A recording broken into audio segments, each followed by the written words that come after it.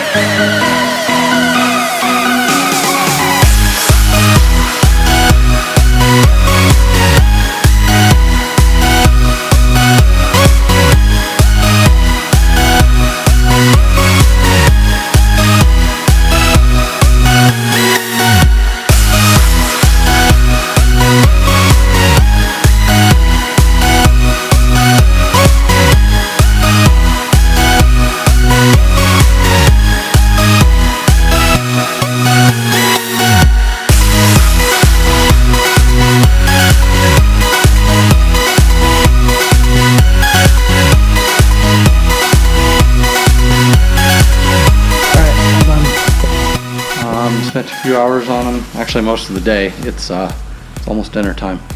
I did the whole can of the bed liner spray that I had, and then I found a can of textured Rust-Oleum. They're both Rust-Oleum paints, so I put that on after the bed liner dried. So I have probably 6, 7 coats on these, so hopefully that holds up. Hopefully they don't start rusting again. But they look good. They need a little while to dry. I'm gonna leave them for a few hours and then move them off to the side so I can put the wife's van back in. Otherwise she'll be mad at me. So, but all done. It is raining today and they need a while to dry, so I probably won't install them back on the truck until tomorrow night. Alrighty, until then. Several days later. Alright, all done. You can tell that that was a little bit of work. I'm kind of sweaty and dirty. So they're on there, they're good. I'm glad I'm done with this project. They look real nice. I'll show you